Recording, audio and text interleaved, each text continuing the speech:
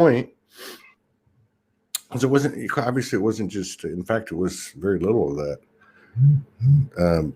But there was so much information came in. And I actually had this, it was beyond a deja vu. I actually had this moment where I remembered, I was laying next to her and I remembered that exact moment I left as a marker. Is this thing working? Let me see. Hang on. Yeah.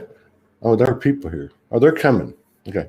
Yeah. So I remember this moment. It was like beyond a deja vu. And I remember leaving the marker of that moment as a reminder that I made it, that I actually made it, right? Made it as in I got to the point of conscious awareness that I needed to be. And this would be my marker to know that I had, which had a lot to do with, I'm still a little bit off, but it had a lot to do with understanding full surrender. It's not the right word. I would say, I said last night, I'm immersed in her. Like you swim in a pool, like I totally immersed. But all this code and information came, like I was telling her last night, like 20 minutes of it, I could write like 12 1,000 page books about it, like a volume, like a set. It was huge. It was huge. It was an extraordinary indicator of what's going on. We have been getting a bit. I'm still out there. Sorry. We'll get it together here in a minute. So we have been getting suppressed a little bit, which is okay because we just had our first 1 million minutes viewed live in a day, which was really cool. Incredible. So we're not complaining, but if and I don't ask much anymore. We don't have to, but yeah, if these shows resonate, could you share it to your page or to one group just one time? That'd be cool. All right, so we got 3 shows today. Todd's trying to get the spider webs out of his head, and we got our dear friends who are part of what we're going to talk about is their converting. What do you call it? Small life. What do you call it? Shuttle bus life or bus life.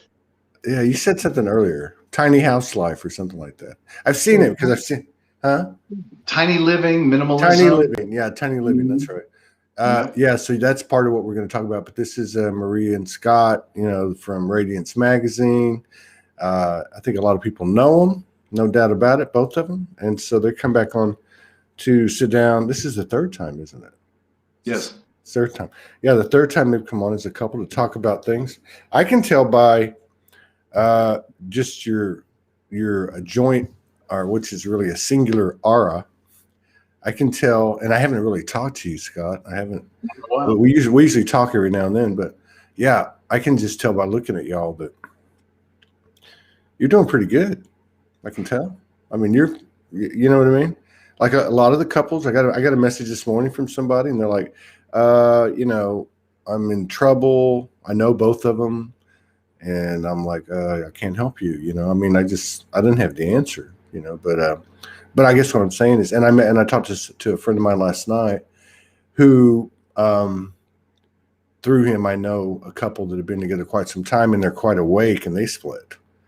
So there's some of that. I don't mean like permanently splitting necessarily, but there's a lot of shakeup in that environment, which tells me there's a lot of shakeup in the, in the individual's path. But anyway. Enough about that. That's just my assessment. Let's see how good my psychic abilities are. How y'all doing? Great. Yeah, we're doing great. I mean, I want to speak to what you said. I mean, yeah, we've been there. We've been in hard times, challenging times, for sure. And I think so. We've been doing tiny living for a while. We can work remotely, so going on the road like we are is not a big deal. But we're like almost this close when we work in our little space right now. So we've had the tiny living thing going for well over a year. Really? And now we just want to put wheels on it, not pay rent, not pay mortgage, all that. And we're going to do a lot of what they call boondocking, which is the shuttle bus that we're converting. We're going to take, out in the wilds, out in the desert, the beach, the forests, and stay for a week at a time before we have to go and refill the water. And wow. How long have y'all been thinking about this? Was it Jen and I've been thinking about this probably for like the last 8-7 years, but really? it really felt like something really far in the distance, because I didn't know how I was going to ever be able to let go of some of my financial responsibilities to be able to transition to that. So it's been a while. And this year, it just felt so, actually the end of last year, we were really talking about it. And I started to get obsessed with, this is how I manifest. I become really obsessed with something or inspired. And I started to look for like 3-4 months for the shuttle bus, and the perfect opportunity came by. Now, when you say shuttle bus, are you talking about like one of those, 20 passenger buses? Yeah, 20, 25 passengers. It's a 25 passenger shuttle bus. It's like the kind that you see at the airports or at church or something like that. Yeah. Yeah, we've shared some pictures on Facebook. Yeah, yeah. So I want to go back a little bit to what you started to say about these times and how they are shaking us all around individually, and obviously also in our relationships. So Scott and I have have encountered some turbulence too, that has been really helpful to help weed out patterns that we can't bring forward anymore into this new creation. Wow. So at the end of last year, especially, we were out traveling. I think we were in Cancun, and there was some stuff that was coming up, some unhealed masculine energy that was really strong, and we were mirroring it to each other. And it took us a couple of days to be able to work through that and see it for what it was, and be able to also choose to release those patterns, because it's something that we didn't want to bring forth. And the best way I can describe it is the sort of energy of an edge, or of like passive aggressive, of wanting to be right. That it was just super concentrated for a couple of days, where I hadn't seen that in him like that, and I hadn't seen it in myself either. So yeah, extraction. It was something to let go of. Well, and one of the things we've done is we have established a level of trust with a capital T. Trust in the universe, trust in ourselves that we are going to work these things out. Yeah. And that, because love isn't enough, right? So having that trust and knowing that we can say whatever we need to say, do whatever we need to do to get these things out. We like them coming out because we want to get them out forever and be clear. And that's not easy a lot of times. Right. Yeah. Yeah, it's not easy, and it gets confusing. And when you're like when you're really in it, there's like this fogginess, right? I think it's a process maybe of the release, where there's some fogginess, there's some confusion, and in that short period of time, it feels really scary. Yeah. And we are lucky to know a bunch of people that are great, that have done a lot of self-work, and that can help us gain some clarity during that short period of time. So if we need to, we will definitely reach out, with one of our favorite people to help us just gain some perspective. Yeah. And it usually takes just a little bit of insight for us to like realize what's happening, and then we fall back on this trust that we've cultivated, and that's our foundation. I'd say one of the things that's worked for me the most, one of my pro tip, is to just let it go. Let the stuff go. I wanted to try to reconcile things. You mean like the superficial thing, right? Totally. It doesn't feel superficial when you're in the but I mean like if you really get down to it, it's like, okay, for instance, one or the other snaps at the other. Yep. Well, because she snaps at you because you didn't clean something up, right? Like, not that you shouldn't clean something up, but like, in other words, or vice versa. So you're saying like, let that part go and stay focused on the core issue. Is that right? Exactly. Let that go. Let it all go.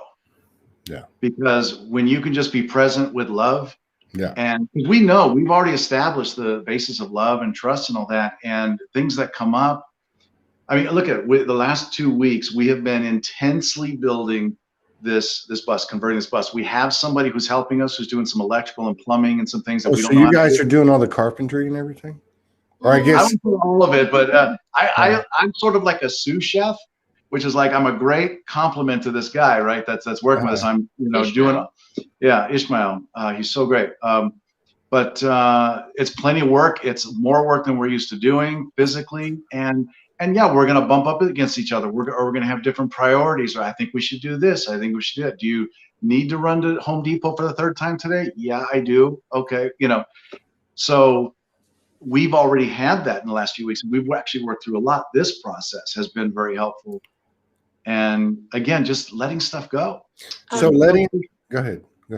So for the letting go, for me, the way that it works is I still need to have awareness of what it was. I can't just bypass. I can't just move through it. That's what I mean.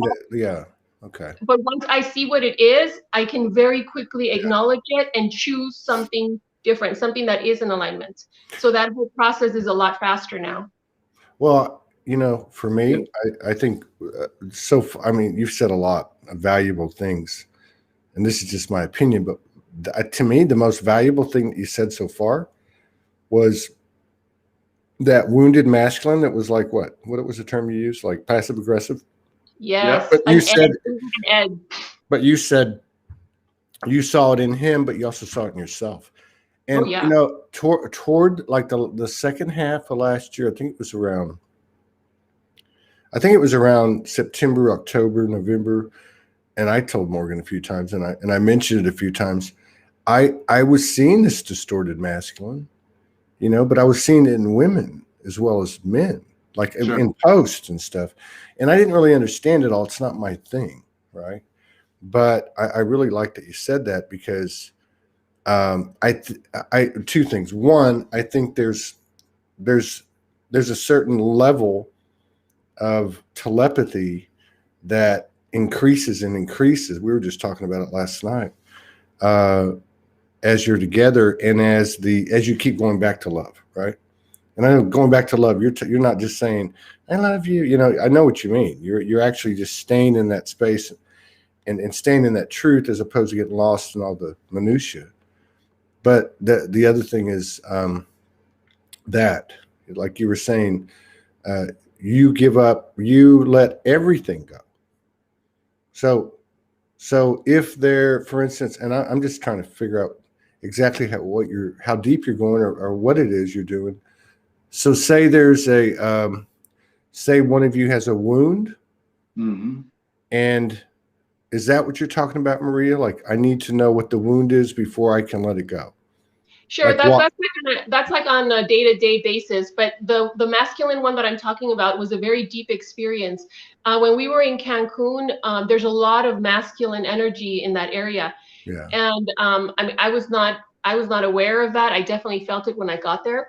But we had a massage, and I did a little session on one of the ladies who did a massage on us, and through the massage that I did with her, I was able to anchor deeply into that distorted masculine energy, which was not comfortable at all, but it helped me go so deep that I was able to then root it out of myself, like be able to acknowledge it and be able to release it. And then it came full circle, and I realized what was happening with both of us in that area, with having these distorted masculine energies coming up and showing up in regular conversation. We were having little arguments that where we wanted to be right, but it was so exaggerated. And that's when I know that it's something that's trying to work itself out, because it becomes exaggerated. And if I find I'm being passive aggressive, it's because there's something that I feel is below the surface. We all know what being passive aggressive is. We're not being totally authentic with, hey, I'm feeling this. Can we help me with this? We don't do that. We usually blame the other person. We do the passive aggressive thing. Right. And that is not a good recipe for a long relationship, to keep that in a relationship at all. Yeah. That, like, so the mirror thing gets really loud. And so who was I talking about with this yesterday, I think. Well, and it works the same just for the individual too. Like, we were at this point where projection just isn't working anymore. Like, so that in a relationship, you know, it's you can fight it. You can say it's them, it's them, it's them, it's them. And what I love about what you're saying is, it's like Morgan used to tell me, sometimes it's you, sometimes it's me, sometimes it's just the energy. So I'd rephrase it in this case, like now, what you're talking about, it's the masculine distortion is up, let's say, whatever. The wounded masculine certain aspect is up, the need to be right, let's say, whatever it is, but you're both displaying it, right? Like if one of them's displaying it and the other can, if the other can just hold space and not say a word, then it goes away. Not goes away, but it goes back to that person. They deal with it like you did in Mexico, like you were talking about. But if the other person goes, hey, you're doing this. It's my job. I'm your partner. I'm supposed to tell you, you're doing this. That's a very fine line. Then the other one goes, well, no, wait a minute. You're the one doing this, right? So that's what I think you're to me, like at a layman's level or layman's explanation, that's what you're talking about. You're Absolutely. actually, yeah. And I'm so glad that you mentioned that, because that was such an important part at the tail end of that experience, was that there was something in me that was saying, we are done with playing that type of mirror for each other. Right. The part where we're going to have, you know, some explosion or something that is very uncomfortable in order to help the other person see, you know, something within them that needs to be worked on. Yeah. You know, it reminded me also of these conversations that we've had in the past about the role of the divine feminine. So it felt like at the tail end of that experience, I gave up. That's some of that story. I gave up the story of serving the way that I felt I had been as the divine feminine, as pushing the divine masculine, because that doesn't resonate anymore to push anyone, not the divine masculine, not your divine partner. So that was at the tail end of that experience. I gave up that story. Yeah. It's like so there's I have a friend. Oh, I got to be quiet. Okay, so we all had these, like, you know, stereotypical roles. Like the man's Mr. Fix It. I'm gonna fix it. Okay. Oh, what's wrong? I'm gonna fix it. Right. Yeah. And the woman would be the motherly thing. Right. You know how that goes, right? And so it would go in my head, like, as I was watching some things in the field, like okay, so if you in other words, the individual has to remove, like you're talking about, remove this from themselves, so that the reactionary or the response, that the stereotypical response from the other person goes away. It's not going to go away because you tell him to go away. In other words, if you want him to stop acting like a needy little boy, you know, if you don't want to mother him, then don't be a mother. Right? That's what I'm saying. So it's so crazy. Yeah, it's so crazy because it always goes back to me, right? You know, so to speak. I mean, I've heard you say these things before, Todd, too. I mean, we could be witnessing something and clearly see that, well, you could say in the 3D, it's wrong. And you could just say something, show something, do something, and fix it. And we've all been there, whether in whatever, I've seen it in many parts of life. But that's not our place, and it doesn't matter, because if we're coming from our heart, if we're in 5D, it's about heart. And most people, I'm not going to change my mind generally about something except through someone else's presence. Mm-hmm. When someone is present, holding their own, holding their power, full of heart, that I get sucked into that more than anything else, more than any clever argument about anything. So with regards to each other, if we're that way with each other, and there's times we all have our moments. If she's spinning, if I'm spinning, and we can clearly see some, hold space. And when you're holding space, that means you have the presence of mind to know that nothing's about you, that you're just all about love. Yeah. That's it. Yeah. Yeah. Yeah. It's kind of strange too, because I was talking to somebody yesterday about this. I just can't remember because I have no memory. But it was like, so the masculine and feminine thing, right? It's like totally different now. It's like, we're not at this concentrated uniformity of androgyny, even though there may be some people out there, but there's this other thing happening, and there's like two different dynamics. It's like two pendulums on their side to me, doing like that. Mm-hmm. And so for instance, for me, I've noticed that I've gotten quieter. I've noticed that I don't have to say anything anymore. Mm-hmm. Right? Like if I see something in my partner, I just see something in my partner. If you see something, don't say something. That's right. So all it is an evolution, no different than what I'm viewing in myself or what she's viewing in me or what she's viewing in herself. I might see something in her or think I do. Let's put it that way. But the whole point is, if I do, and I can see it from an objective observer standpoint, it doesn't really matter, because it's not a matter of me being right or wrong. It's just a matter of me seeing something that's code for me to digest, to then expand with. But I have found that, and I think that hasn't been a typical masculine male trait. Let's put it that way. And then where the typical female's been coming, she's been quiet, but she hasn't been quiet because she didn't think something was going on with the other one. She's been quiet because she's tired of getting her ass kicked, because society, family, cultural, religion, everything's been putting her down. So it's a little bit different. But so her voice coming out, in a not calculated in a bad way, but in a thought, in a thoughtful, for thinking about it before it happens, thinking about what she's saying, and of course always knowing what's been going on, because they've had that connection. It's really interesting. I'm wondering, like with what's happening with y'all, because I've known you for a while, and you have been open on 2 other shows about things that have gone on, just like we have. But it sounds like you're really in a different place now. And like I don't mean by a little either. I mean like by a lot. Yeah. What we're talking about right now, Todd, is very synchronistic. It really aligns with what I'm feeling in my individual experience, and what I feel that the collective is moving towards. And it's staying in your own lane, like being present and fully present on yourself as whole and complete. And what do you do with that?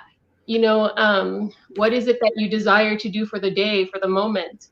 And when something pulls me out of that space, I've now entangled, whether it's in this dimension or another, with something that I may not want to bring with me, or that I cannot bring with me. And so then I will create some experience to make me aware of that.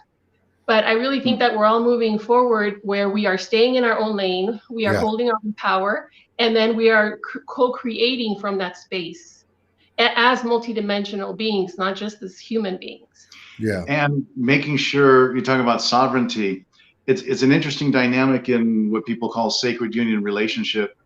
My definition of that is that everything comes out, that because there's such tightness that anything that doesn't belong is going to come out, and that can be painful. But it's also, I didn't know how much self-love I would learn to have through a relationship with someone. Yeah. I mean, we joked about this last night. We're best friends, but we also are best friends with ourselves. So, and I love that we have watched almost no TV like in the last 2 weeks. We're just able to I'm just so happy I can just go inside, and what's more interesting? Nothing. Yeah. We laugh so hard. Our stomach hurts. Yeah, that too. So we're creating this space. It isn't just happening by chance. We are being very intentional. Yes. The bus is another part of that too. We want to be intentional about where we live, how our things are constructed, how much water we have there. We don't want to be disconnected from our creation. We want to be more and more and more involved and consciously aware of what we're creating. And that has produced challenges, because, okay, so now we're getting down to it. When you're actually making something with your hands and making decisions on your life, on where a kitchen's going to go in the shuttle bus, where this thing. So, and we're, you know, there's potential for clashes on how things are done, way things are done. And we've had them and we've worked through them. And it's been an extra challenge and very rewarding. And we know that's going to continue when we're out there. And I even appreciate the challenges because it just shows that we care. Like that we are so involved in and caring about how we are putting things together, because that's where we are going to live. We're going to share space when we're moving forward, that it feels good. Even the challenges feel really good. Yes. Rather than our head, our heart, our mind, whatever, our emotions being, you know, dispersed all over the place. We have the intention to be here, present. I really believe that that's where we're moving at the collective, because that's the only way that we can really create new. If we keep pulling from all these old sources and these old stories, then we're just bringing them along. Or perpetuating them in any way. I mean, Rumi said something about in that beyond right and wrong, there's a field, I'll meet you there. Yeah. That's how the world, that's where 5D is. That's where the world's got to be. No right and wrong. It's just love. Yeah, and see, so like these relationships, they're multi-faceted, multi-dimensional, whatever you want to call it, because you can actually pick up, like you can pick up, you know, like tips or things that if you're walking it alone, you can't pick up as quick, right? Even an observer of a couple could do that, watching a couple, right? But like. So like when you talk about letting go, and if I look at that beyond the literal things that you're letting go and look at it as energetic patterns or templates that you're letting go without judgment. You're letting go with reverence. You know, you're just letting it go. It's not going to be in my sandbox, right? And but I look at that and the thing that really gets me right now overall, and I think it's the same thing because I feel it, and I've kind of been doing it for quite a while. I think probably more than most, and that is letting go of anything. Car insurance, taxes, rules, laws, regulations, borders, contracts, debt. You know what I mean? I mean, I think this is what we're being asked to do. I had a friend of mine write me a couple of days ago, and they're in a union. There are different countries involved, and I know, like, I got some information as I was just having a message exchange, and essentially, there's no reason, at least from the perspective that I'm understanding for myself, and I didn't say anything to them at all about this. But I think this is a conversation we could have, which is there is really no reason for, in this, let's just say in this case, two people not to be together that are like you. I don't care what the rules of the world are. I don't care about anything. That's really should supersede everything. And I say should, but I think I guess what I'm trying to say is this is the whole thing about the letting go. When are we going to let go of these physical aspects of the old matrix, because they're not going to go away if we're still participating. So this is really, you know, this is to me the same type of thing. And if two people can do it, because for all the level of love between two people like yourselves, it doesn't mean that you didn't have and don't have all those challenges. But look what happens when you go back to love. So it's like, you know, I guess what I'm saying too is like in every moment we can vote for, if you want to put it that way, we can choose in the direction of this higher vibration, which isn't going to fit with, but you literally, just like in your relationship, you can't hold on to these things. I don't think we're going to be able to hold on to these things. You know, we can't. No, we won't, because they won't fit the vibration. They cannot come with us. Absolutely not. I don't think they can. Know, I wanted to share with you really quickly this journey that I had one time. I had this question and I wanted to know, I was really working with the idea of suffering and how I was feeling there's been enough suffering for us to know as source what that's like. Like it feels redundant. So I was having this internal dilemma with myself. And on a journey, I was shown a totally different universe or way of living. And there was no universal laws the way we know them. They were different. Yeah. And it was, I immediately had this overwhelming feeling of joy and bliss in my being. Nothing hurt. It was really beautiful. And I remember that everything that was created there in that space was out of joy and excitement, and perhaps through a broader spectrum than what we are aware of now, because it had more than what we think of as possible here. So what was really interesting was that there was no suffering there. Yeah. Like everybody was in alignment in their space. And as soon as you sort of were about to leave that space, what I felt was like time slowed down so much that I was never actually able to have that thought that was out of alignment, or have that vision that was out of alignment, because I would catch it. And as soon as I felt that slowing down, I knew, oh, wow, I was about to go out of alignment. And then once I recognized that, that energy would immediately flow back into my heart, and I would feel bliss. So it felt like I was rewarding myself constantly for coming back into my space, but I also couldn't really leave my space. That's really cool. You know what that reminds me of? That reminds me of, like, you know, if you ever get in like in a car accident or a bicycle accident, you know, whenever like you're, you know, at regular speed, and then let's say like you're spinning in the middle of the road, or you're flying off your bike, and everything just like slows down, right? Yes. You know what I'm talking about? Yeah. And then that rush that comes back when you land. So that's like, it's like what you're saying is like in that environment, you're slowing down. Because if you think about when we do that, we're actually, our senses are at full height.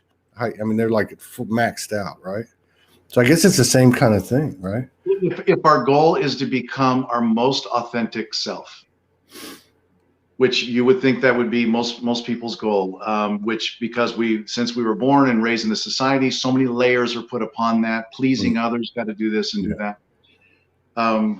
If my goal is to become my most authentic self, the more I do that, the closer I get to that and embodying my higher self, the less patience I have for the things that don't fit and don't align to that. It just happens naturally. It's not a force at all. Well,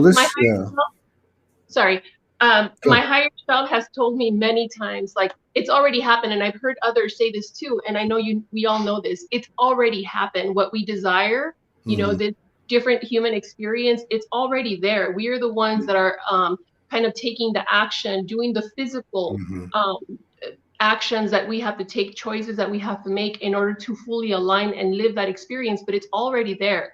So, and what that looks like is being fully in your center, in alignment, in not only in the human experience, but in all dimensions. You know how we all like to play in different dimensions too. Well, if some of those stories that we're playing in are disempowering, then that's part of what we are bringing together in this lifetime. And, you know, when I hear you say the human is a hero, the human is bringing all aspects into alignment with this creation, through this embodiment. So any creation that we are participating in, any system, like you mentioned earlier, that we are still participating in, that is not empowering, we want to pull back. I agree with that. I really like what you said about the whole letting go. And I'm thinking letting go of the superficial, and you're like, no, letting go of everything. Well, it's true. I mean, and I think we got to give ourselves some credit, because like you can see the deconstruction occurring. It's kind of interesting because, you know, those protests are getting pretty big in the Netherlands, and where's the other place I saw that? Well, of course, UK, but there's another country that I was kind of shocked. I was like, whoa. But you don't see it on the new, you know, you don't see it on our mainstream media. They're not talking about it. But anyway, there's plenty of evidence that there's a lot of deconstruction. The Italian prime minister, I saw that, just resigned. You know, you're seeing all these people resign and all this stuff happening. So it is happening.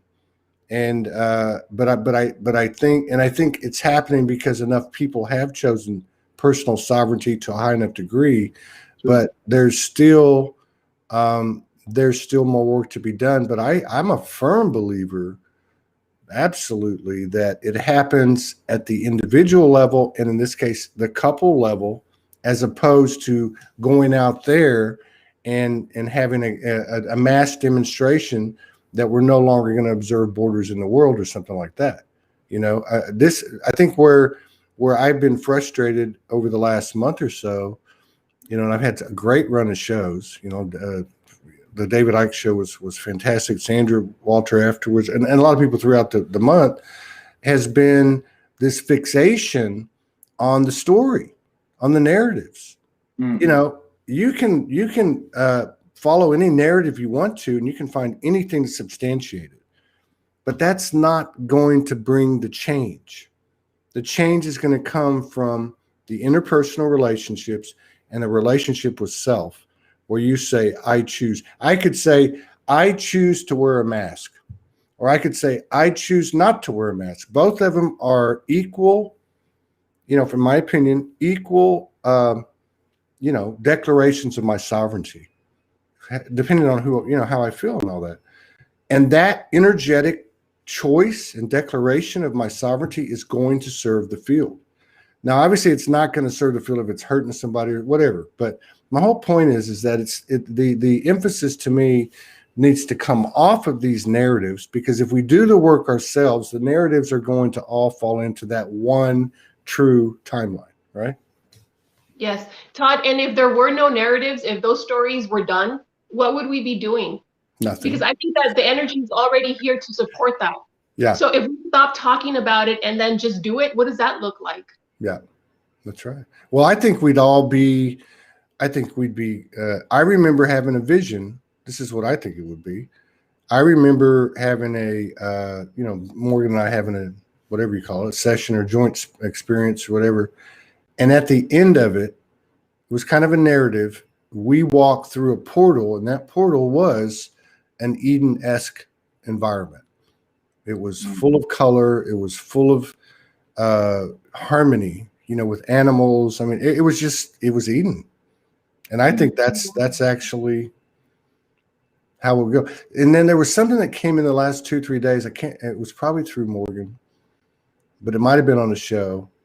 I think it was her. And it was even these things that we're talking about. So it could be, you know, you know, the protest, it could be, you know, contracts, it could be anything that we let go.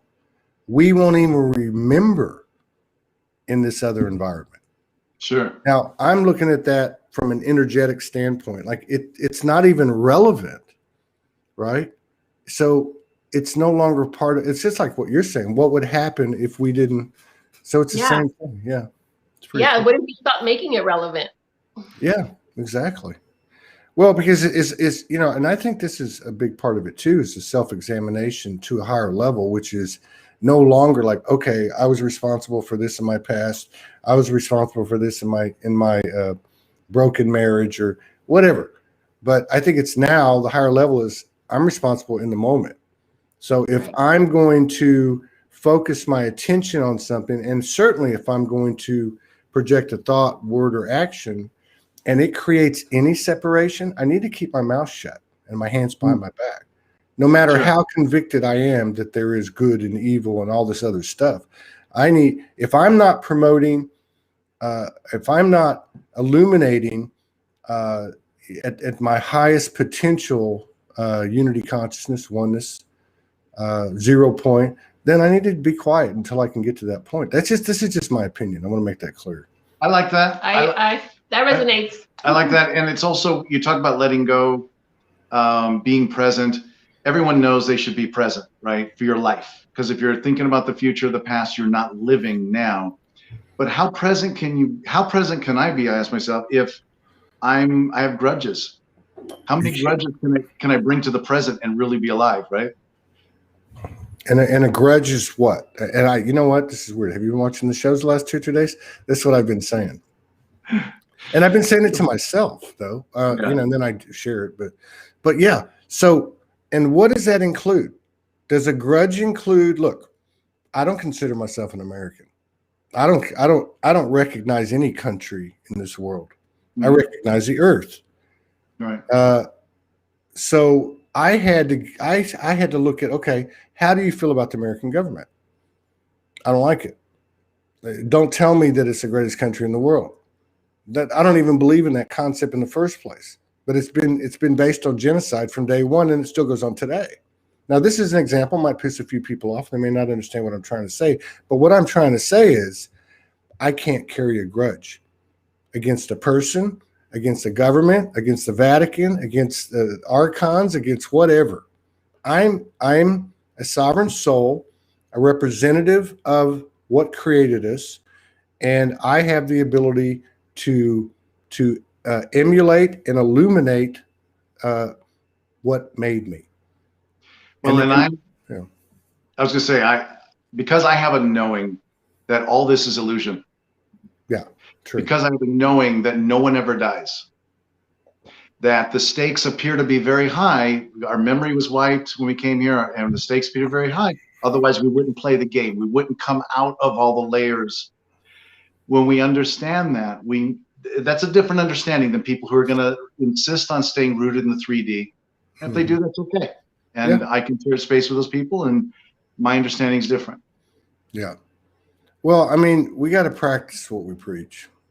And yeah, we have to. I really loved the David Icke interview. I'm not saying this because it was on our network, but I've never seen an interview like that with him. And I've probably watched 150, like bits and pieces.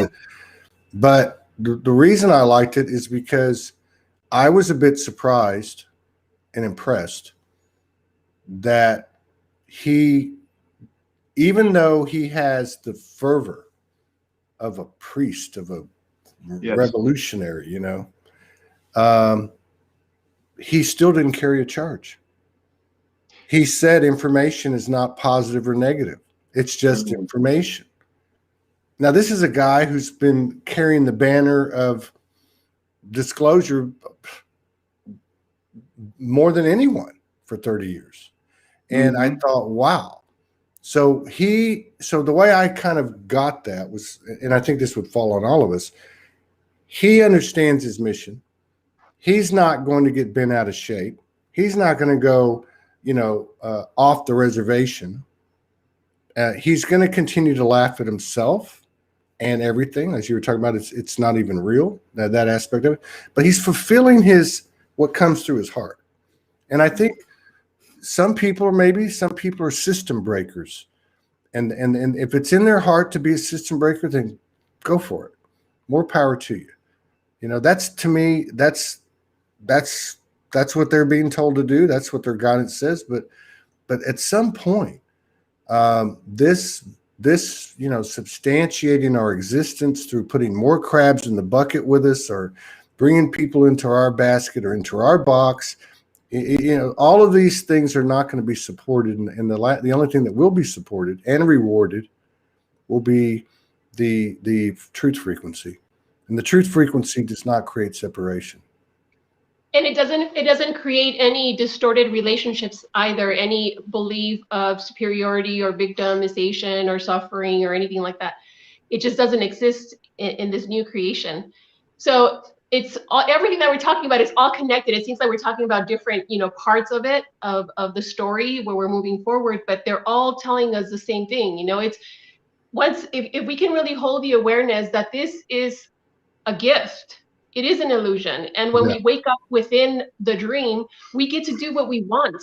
Another thing my higher self has told me is you've created as humans all these layers to have the experiences of shedding the layers. But at some point you can realize those layers are not real. And that's kind of what we're talking about. You can transcend the idea of a duality and separation through your choices, but those choices have to be in alignment. Which means you don't have to go back and heal every little thing either. No. That could be years, that could be forever that we are caught in the idea of healing. There's nothing to heal. Yeah, true. You can find a modality that can flush some things out, but everything's quantum. It moves much quicker. But it's really about the choices we make. And I appreciate the comment and your judgment, EM on YouTube. I don't usually engage these comments about, I should go live in a communist country before I say what I say. This isn't about, my politics or anything like that. I'm making a comment. I could destroy anyone, and I see no reason to do this, but I could destroy anyone on a debate as to whether this country or any other country or any other civilization in the last 6,000 years was the end-all cure-all. You cannot tell me that we are not living in a Stockholm syndrome realm where we've given our power away. It is not okay to tax people.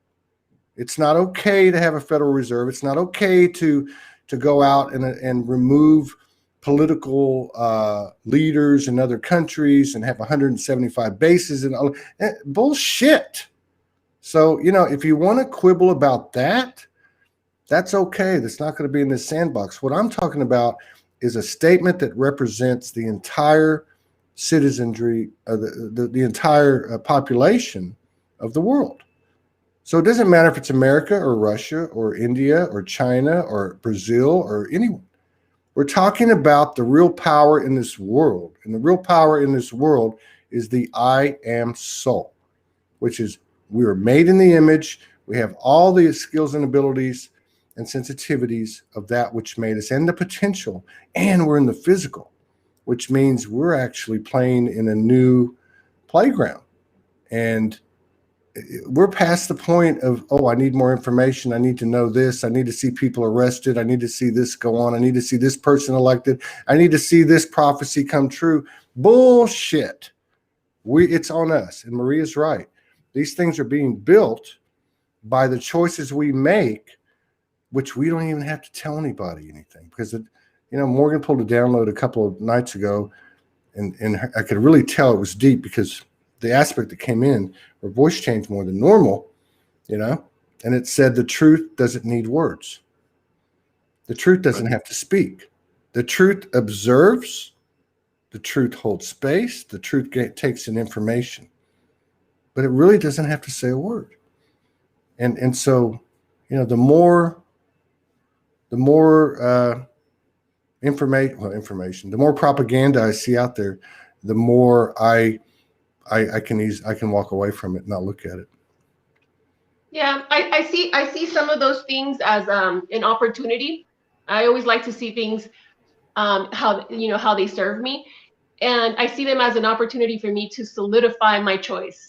To have me be consciously aware of what it is that I'm choosing. So I could see something, like you said, it's information, it's data, but then it's my choice.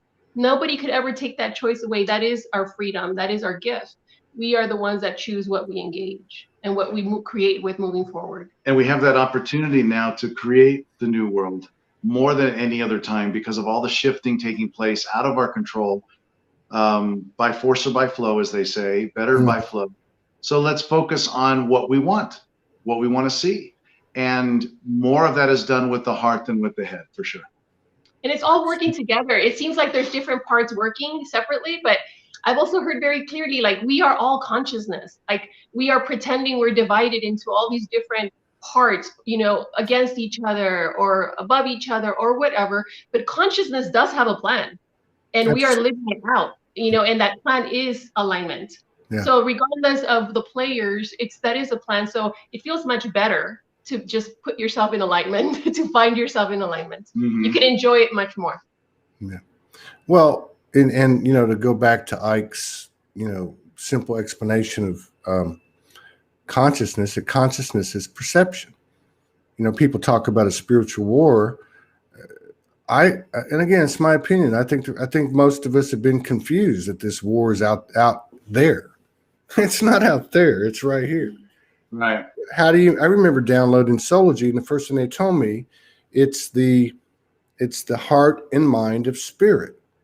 So that told me right away, it's the merging of the heart and the mind. The mind is not a bad thing. Sure.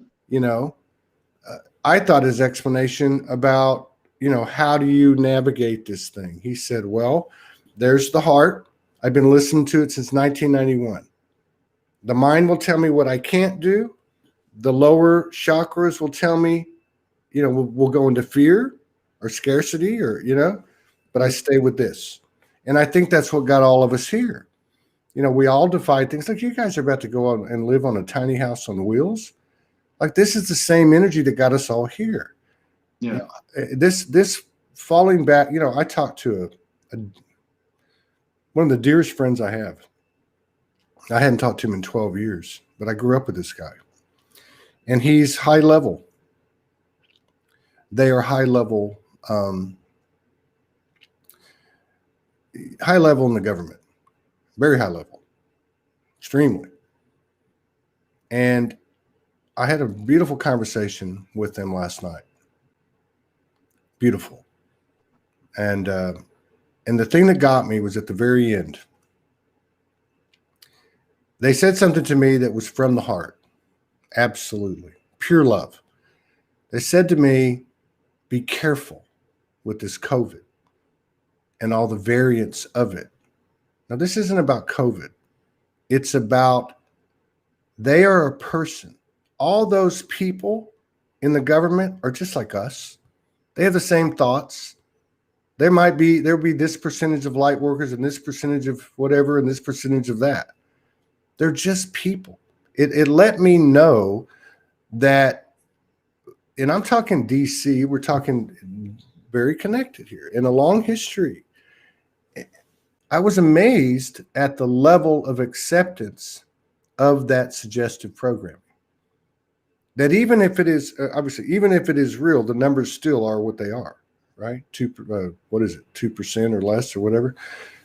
But I guess what I'm trying to say is that everybody's in the same boat. I think we look at these people and we go, oh, wow, they got it. Whether it's a light worker or a political leader, they're just like us. They're all just like us. Even the ones you see as bad, they're just like us.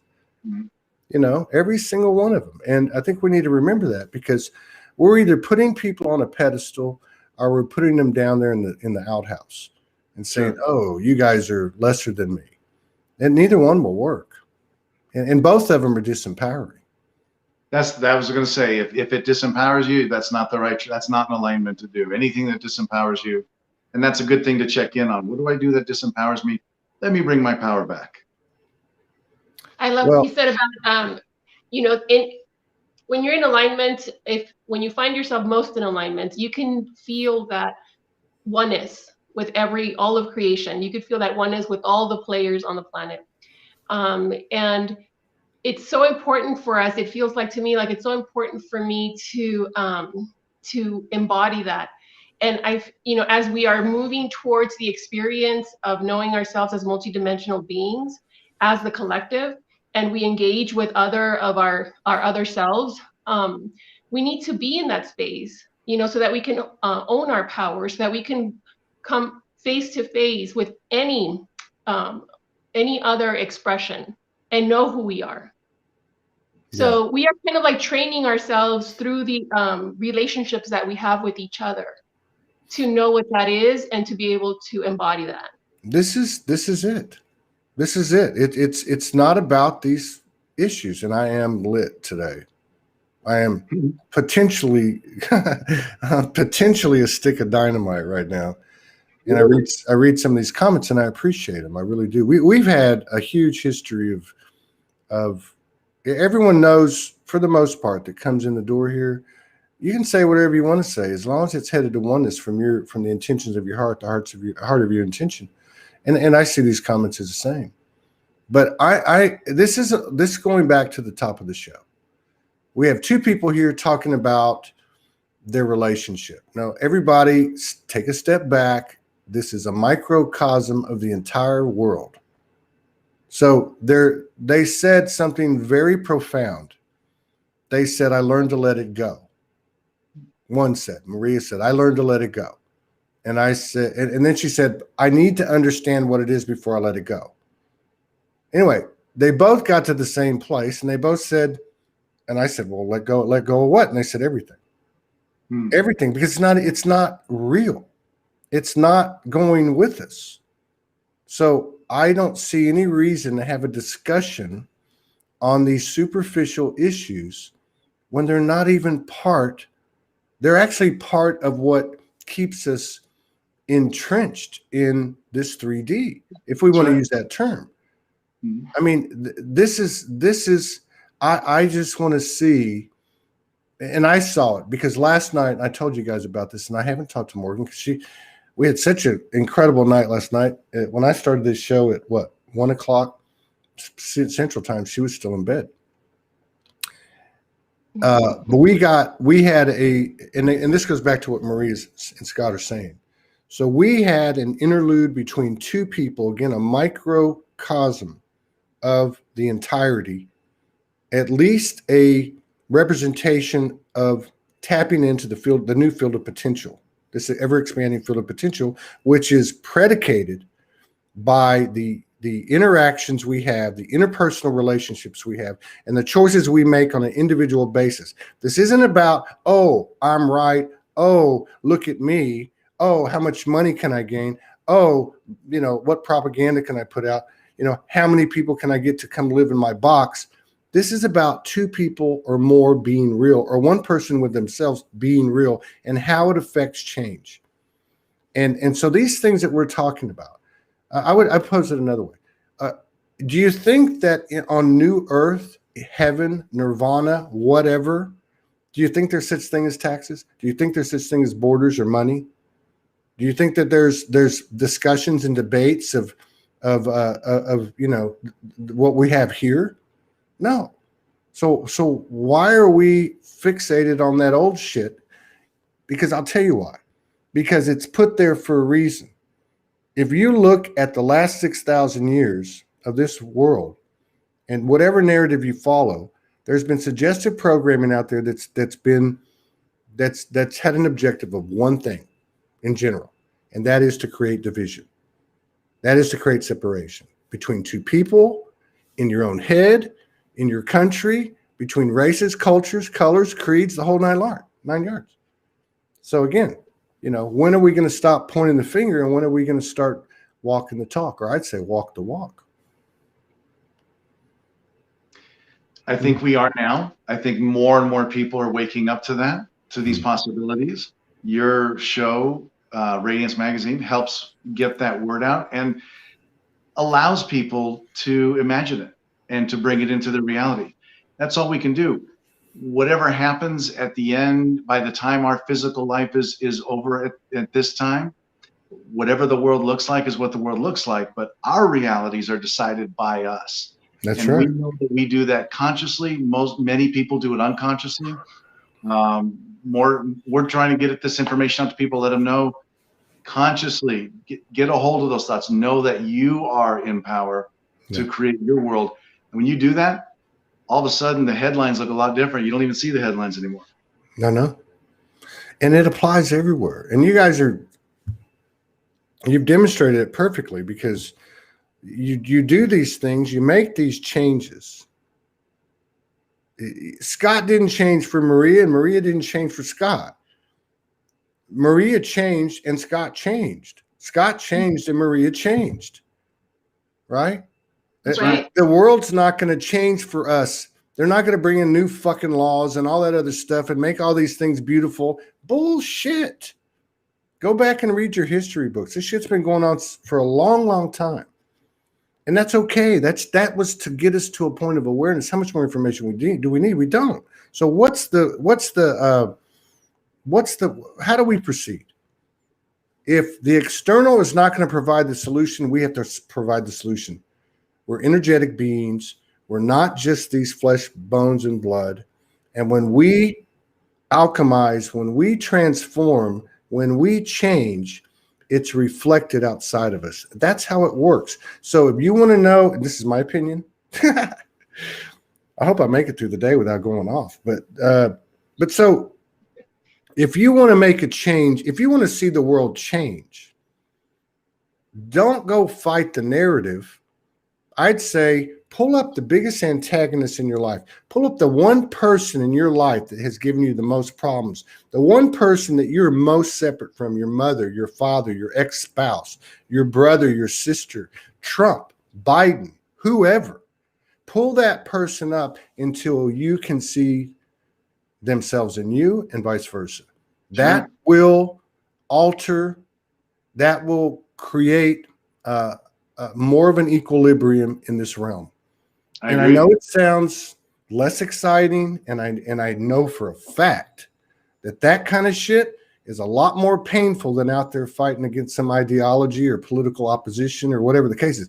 It's a lot tougher to have the balls and to have that brutal honesty of the soul and that discussion with the universe about your mother who effed you your whole life, or your father who did this, or whoever you think did something to you. Because all of these narratives have what? Victim consciousness. That's right. Victim consciousness does not live in the same box as unity consciousness. So it doesn't matter who the victim is, and it doesn't matter how strong your conviction is. It just doesn't work. It's like oil and water. Agreed. What is going on here? That was a great little, I think I'm going to put that in Ratings Magazine. That was awesome. I'm still half asleep. I can't even tell you what happened last night, but it's indicative of what's going on. And after it was over, she pulled in a vision. I can't even explain it. All I can say is that of all the experiences Morgan and I have ever had, last night was the biggest one. And it wasn't about us. It was about what's become available. After it happened, and I had to stop it like 6 times because I was going to throw up. That's how strong the energy was. This thing appeared above the bed. At first, I didn't see it. And then she goes, "Don't you see that? Look right there." And I'm like looking. And it was some kind of figure, and she brought in but the bottom line of the transmission of the download was this faucet, this spigot's turned on, and it is about the stuff we're talking about. It is about that, because with those alignments these couples and individuals make, comes greater accessibility to the higher sensitivity, skills, and abilities. I'm more interested in teleporting to LA and having dinner tonight with you than having debates about secret space and deep state and old narratives that have no power over me. They only have power over me if I give my power over. And if I give my power over, then I'm not going to be able to teleport and have dinner with y'all tonight, We have a portal outside, so we'll look for you out there. I didn't mean to for this. It's been a great show, though. I can't. I really appreciate you guys. Holding space and having this conversation. I We really are do. super excited. I'm super excited to collaborate, co-create with others with this new energy, where we are opening ourselves up to gauge a greater part of the spectrum that we couldn't see, we couldn't perceive before, but that is available now. I am so excited and looking forward to these new creations where we are no longer bringing in any of the old energy, but for sure are bringing all the wisdom that we've acquired and all the knowledge with us to create something beautiful and new. And just like you described earlier, that where there's harmony, where there's bliss, and so much more that we cannot even imagine, but it's there now. It's really here now. I think it's going to be in our face. I think every single belief system that we have on an individual basis will be ripped from us if that's what is necessary. And that's not coming from some big bad wolf. That's coming from our higher aspects. Yeah. I lived it for 2 years on the street. Everything ripped away. Every belief. I have this exercise, whatever it is, including my relationship with Morgan. And she's done the same thing. Sure. There's something about detaching, right?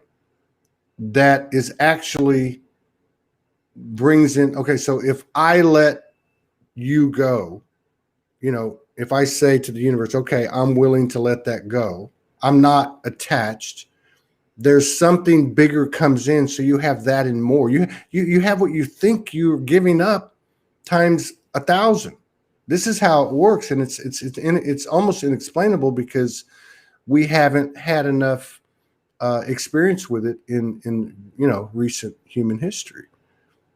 there's been Merlins and Jesuses and Buddhas and, you know, but not like this. Now we've got a mass soul flash fire going on around this world, and it's not going to be stopped. And all these narratives and all these belief systems and all these, because these belief systems are absolute. So we're coming into the universe and going, okay, I'm a light warrior, I'm a light healer, I'm a light worker, I'm here on earth, and I'm representing the one, and those are the bad guys.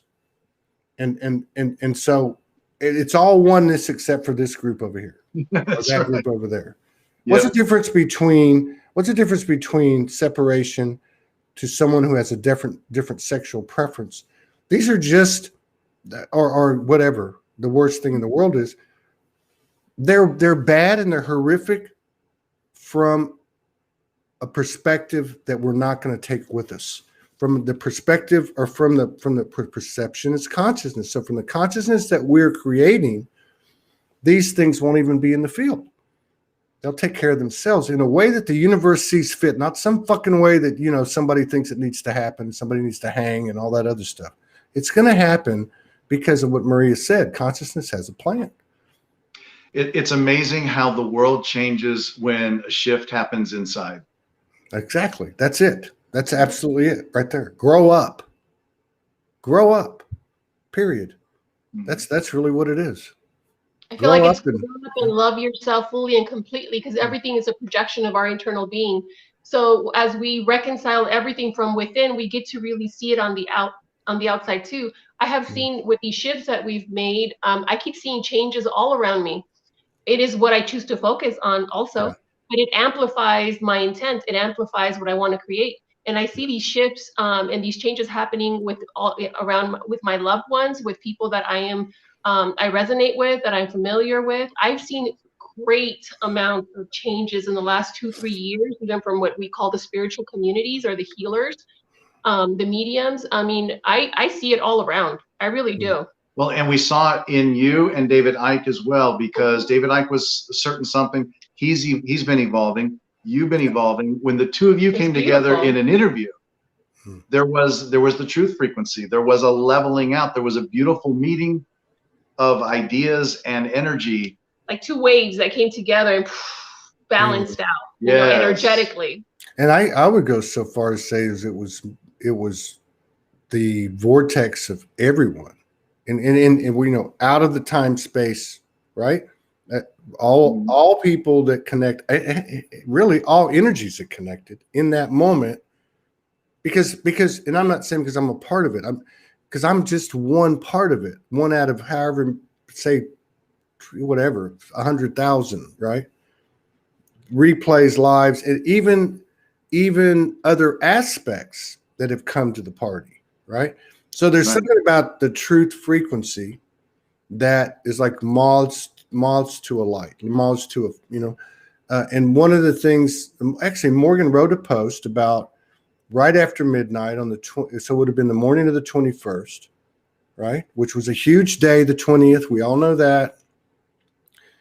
And when we lay down, I remember a strong aspect came in, and she wrote about this about 4 days ago. And it was basically, hey, there's been an absolute shift in the energy of this world.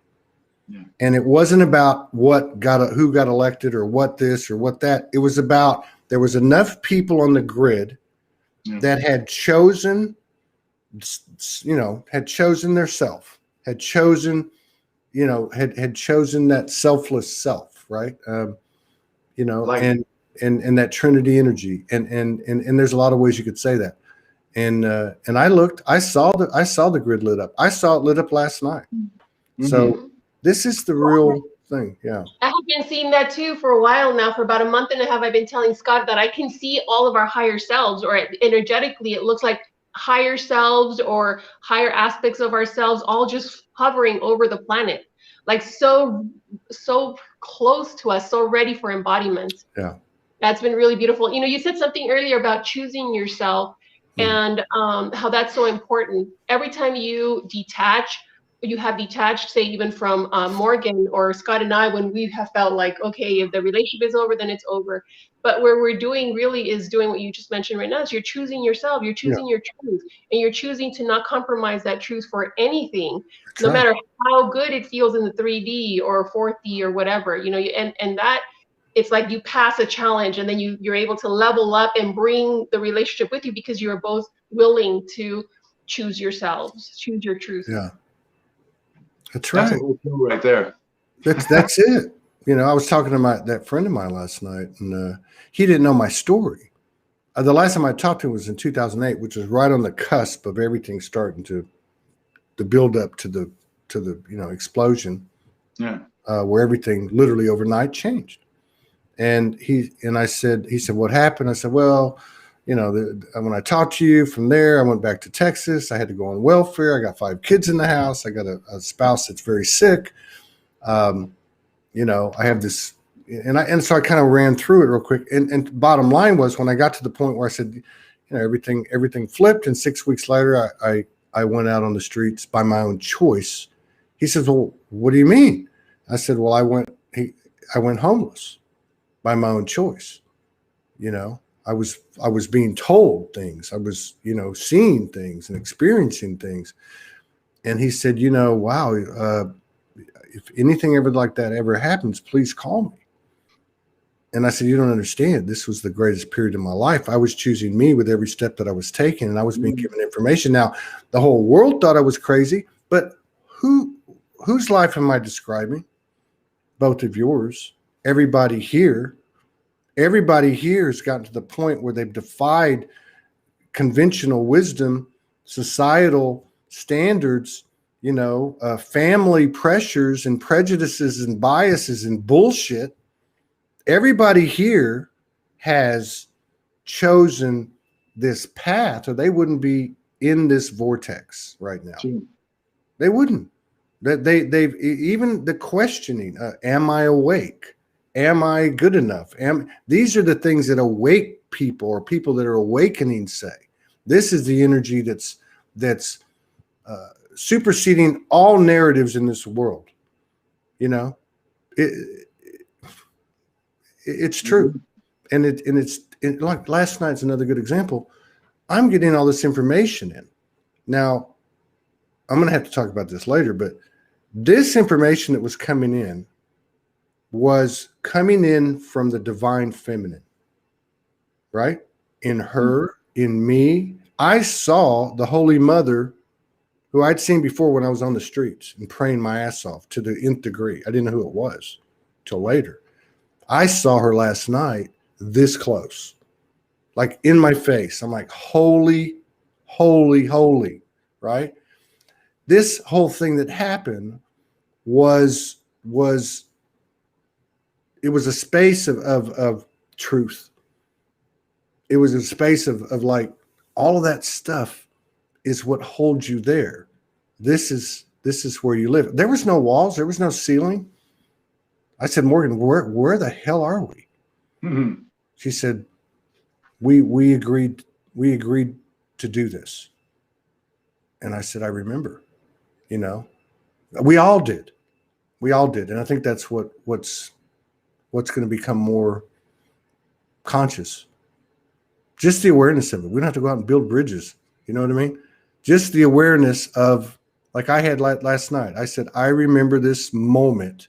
I remember marking this moment so that I would remember this was the point that you had full understanding. This is where it all starts. And she said, yes, we agreed to do this. Well, we all did. And we did a pretty good job of constructing this thing, because it's pretty convincing, isn't it? I mean, I don't know about you, Maria, but I've wanted to choke Morgan a few times. But for a minute. But you know, there's not 100,000 people here. There's not 1 million people here to do all this. There's 7.8 billion people here to do all this. There is so much that is possible, so much we can do, so much energy available. This is the time. And people, I'll speak for myself, just going inside, again, the whole universe changes with what happens in here.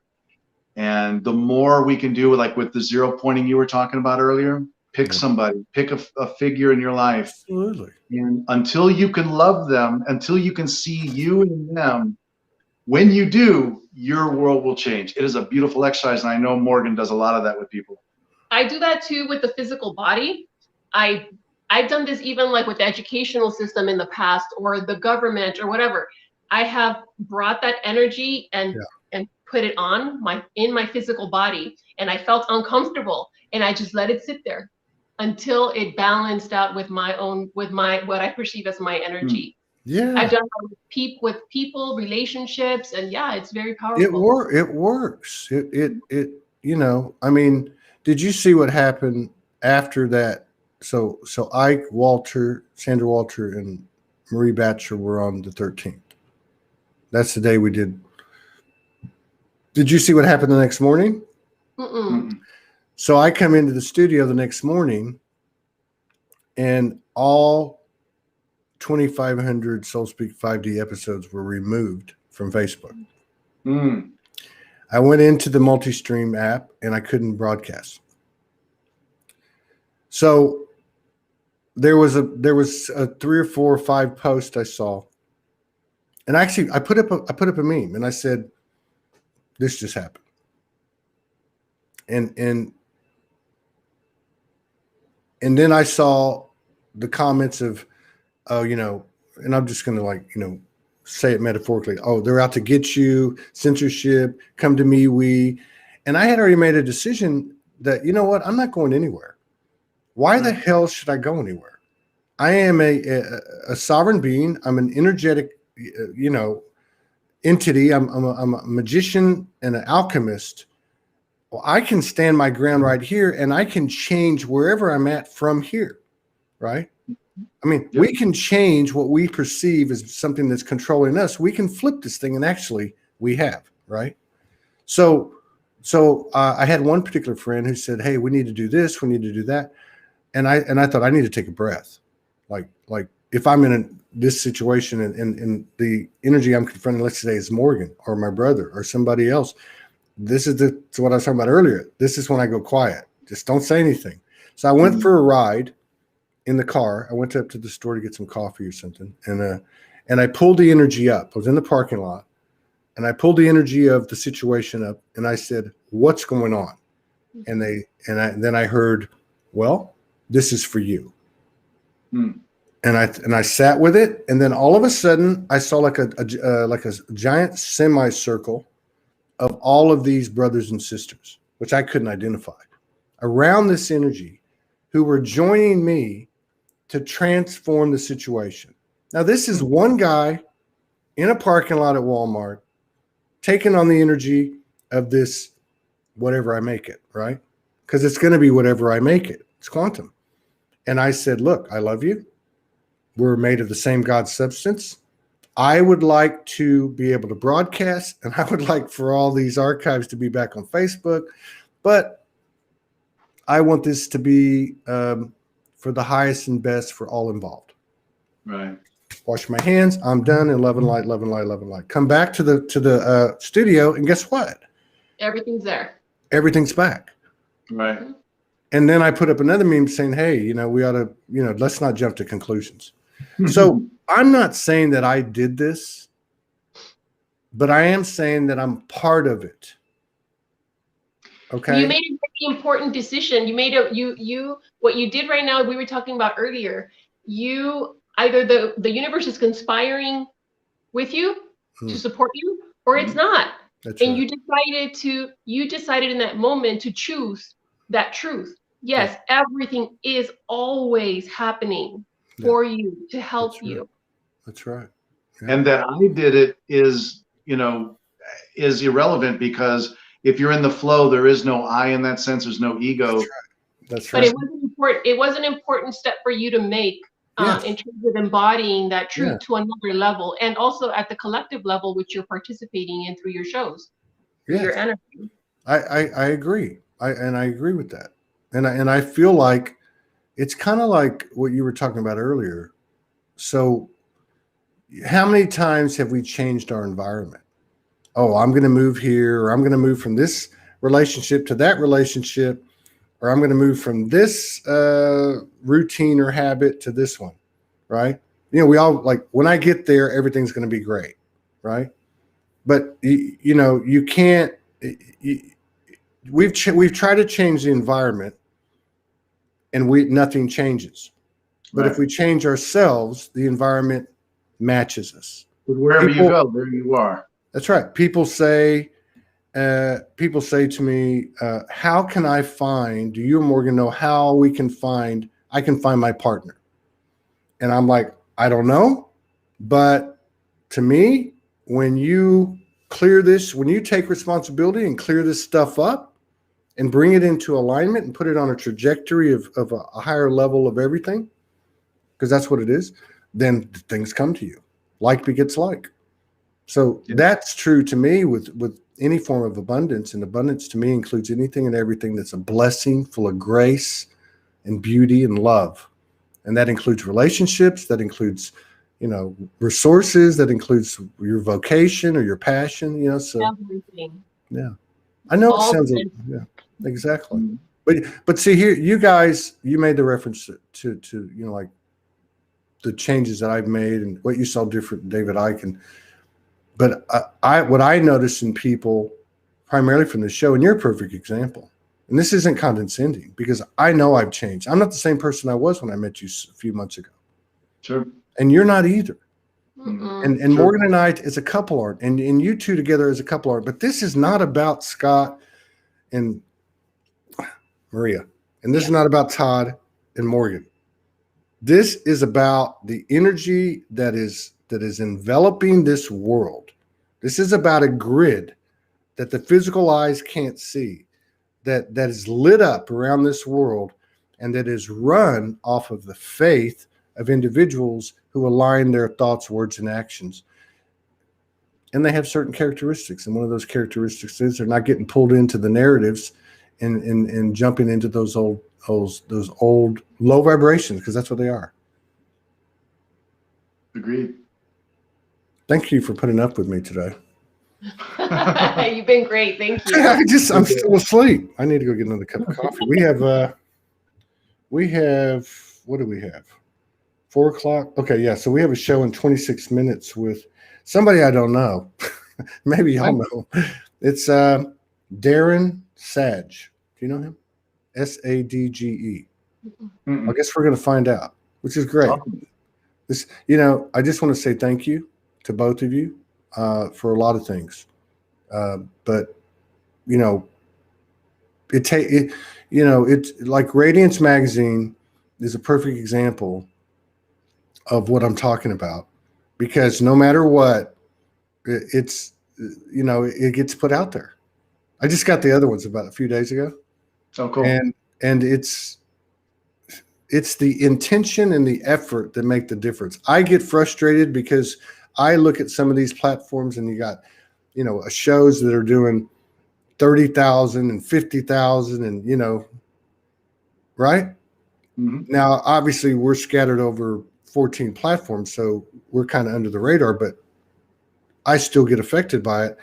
And it makes me want to put up headlines like talking to Scott and Maria about sacred sex in detail or explicitly, or Anunnaki versus Pleiadian, or all these headlines that grab people, right? Mm-hmm. And to me, Radiance Magazine, what we do, even though I struggle with it, you just keep coming back to the well, and you keep serving, and I think that's part of this energy that you guys have been talking about too. Thank you. Yeah, I really do. Yeah. So anyway, Appreciate what you do too, Todd. Oh for my sure. gosh, yes. Oh my God, I hope I can continue to do this. Some days I'm just like, I should shut up today. I should go take a breather. You're doing great. Seriously, I'm going to get in trouble. I can feel it. But yeah, because I need to be quiet. Thank you for. I can't wait to see you guys again. I don't know when we're headed that way. Well, Sedona, you're going to Sedona, right? We were, but we're not really into the cold. It's cold right now for sure. And so I know it's It's been snowing 4 straight days. But no, I don't know. Well, you know what? It didn't resonate in that space. Sure. Right? So we're sitting around and something else has popped up and it seems to be resonating in that space. So we might be hitting the road soon, but I'll find out the next day or two.